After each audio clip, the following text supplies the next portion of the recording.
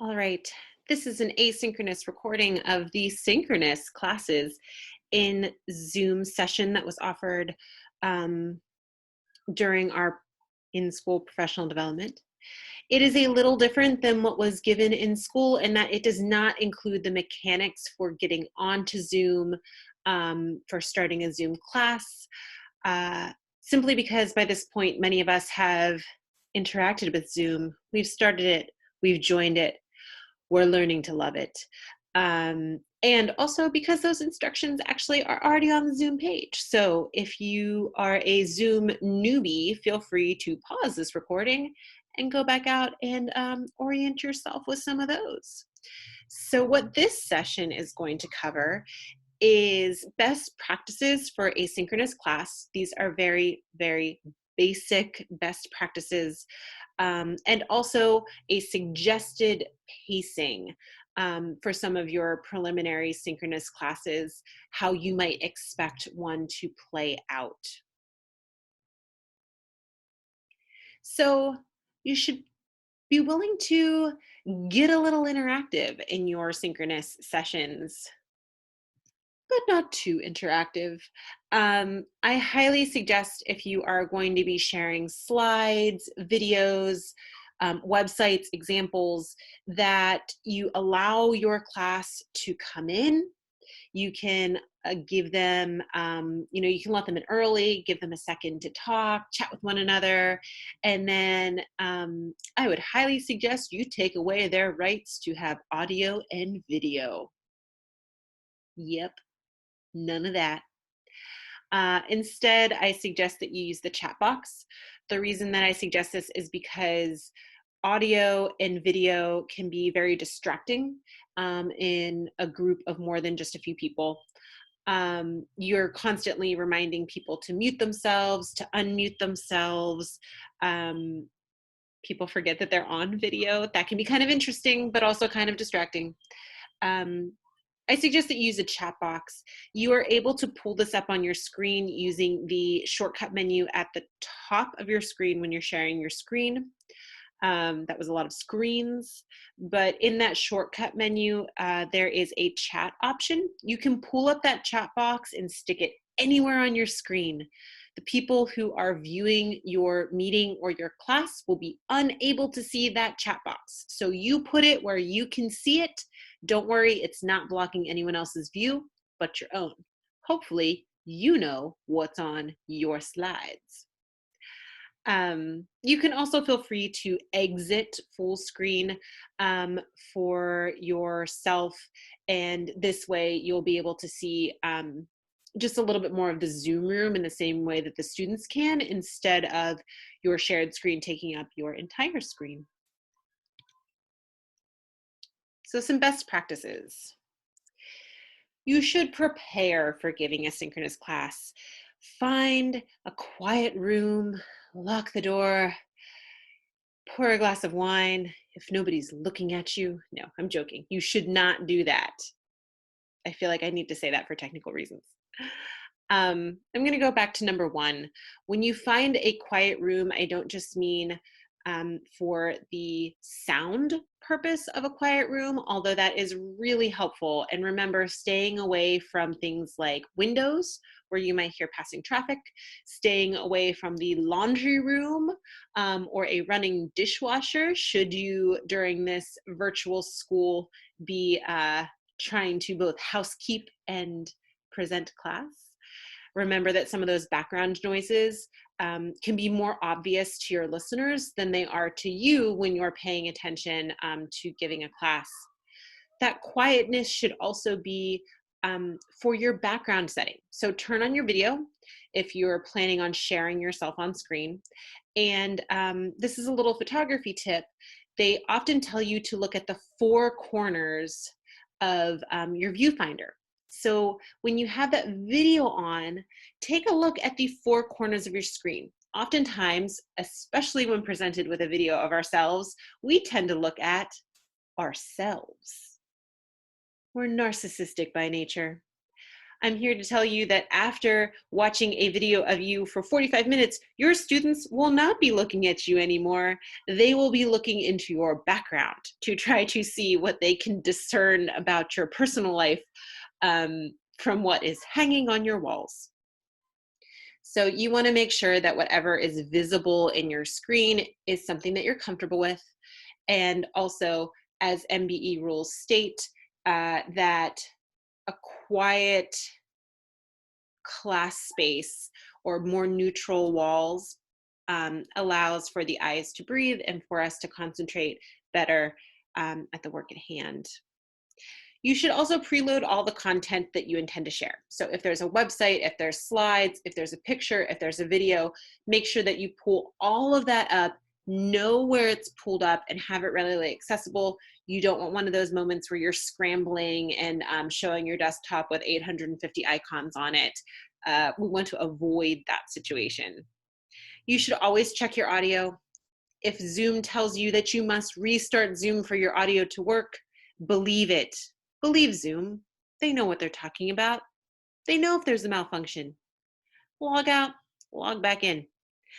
And you also want to pull up your share screen again, just to make sure that you have access to everything that you want to have access to during your class.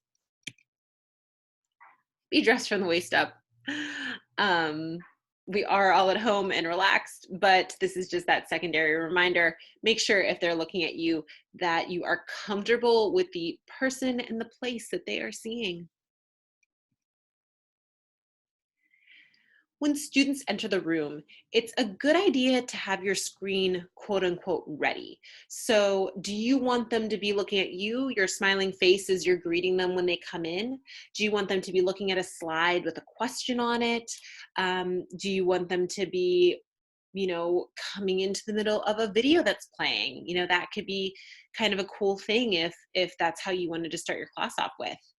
But whatever it is you want students to see, make sure that it is up in advance of when you expect students to log on to the class. Remember, while I am not one of them, some people like to be early. You might want to have this up 5 to 10 minutes before your class actually starts. Remember to hit record. We are recording all of the sessions that include learning. So things that will further a student's knowledge in a subject area. They are unable to come back to the class. We're not holding class every day. So just because a student is unable to attend in a synchronous fashion, we don't want to penalize them for not being able to view that content later. Also, if a digital learning is definitely a whole different ballgame for people, some students are going to want to be able to go back and re-listen and re-watch things because they didn't quite get it all the first time around. Remember to talk to them. When they enter the room, if they hear radio silence, they're going to worry that something is wrong. Something is wrong with their Zoom. They can't hear what is going on. So you can feel free to fill up dead air with conversation. I personally have no problem doing this, obviously. But if you find that you are a little shyer with just simply spouting whatever comes into your head, you can feel free to do something like play music in the background, or even set a timer on your phone or watch so that about every minute you're saying something like, class will start in 4 minutes. Class is going to start in 3 minutes. Be ready.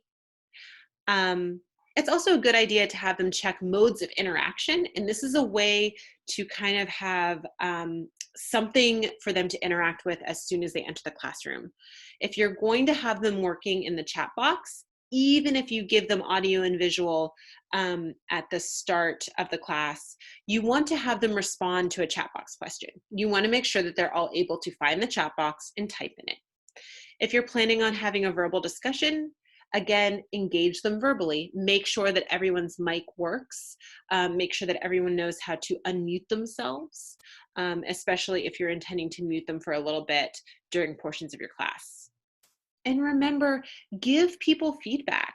That helps keep students engaged. It helps further their learning.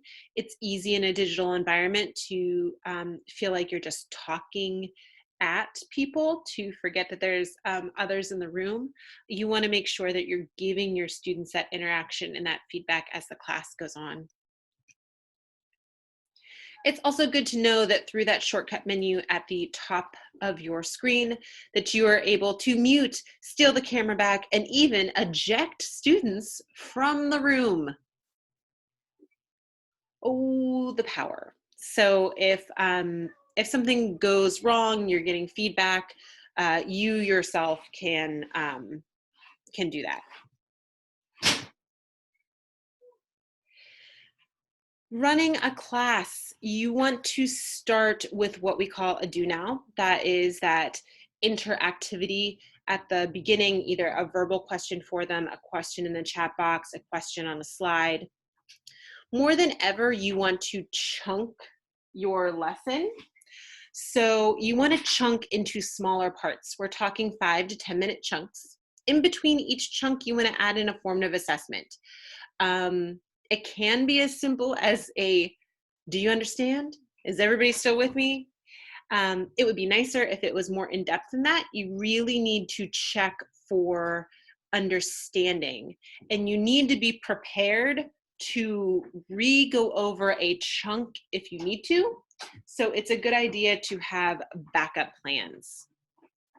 Also, although MBE tells us this, that we should not always teach to the bell, it's especially important in online learning, synchronous sessions. It can be difficult or even feel awkward for attendees of a class to just jump on in.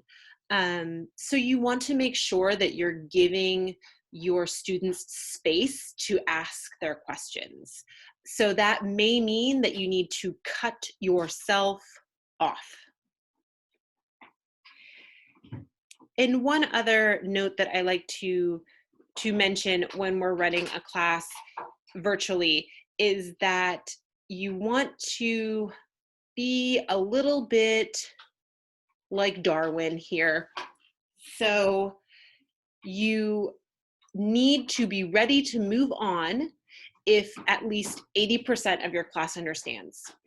If there's 1 or 2 students who are not with you, if they're having trouble, if they're having technical difficulties, you're just going to have to let them go and say that you're moving on and that you will touch base with them later.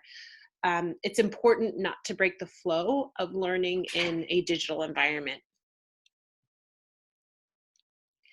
Some basic formative assessment ideas. Remember, you can paste links into the chat box. So you don't just have to ask them questions in the chat box, ask them questions verbally.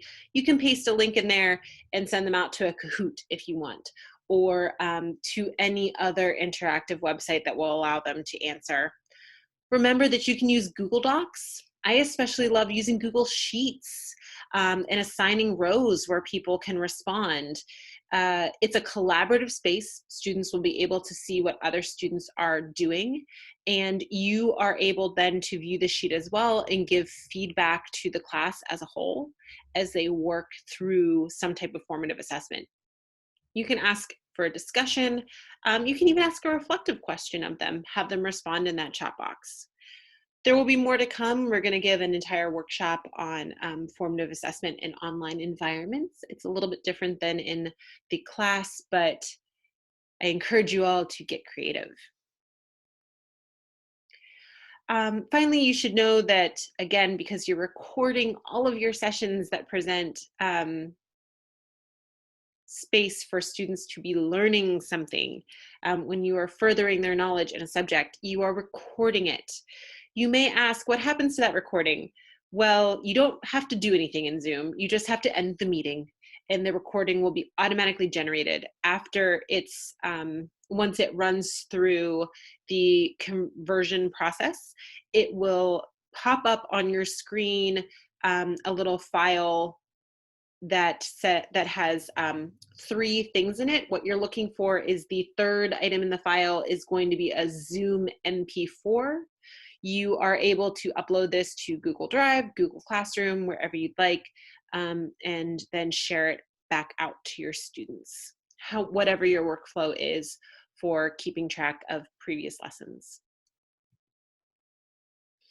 Now video chatting. So this is a little bit different than giving a class in Zoom.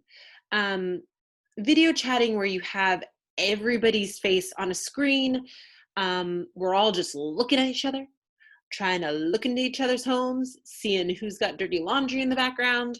Um, when you're doing something like this, we really don't want it to be where we are giving our main information for our class. We don't want to think that we are going to lecture from a place of video chatting.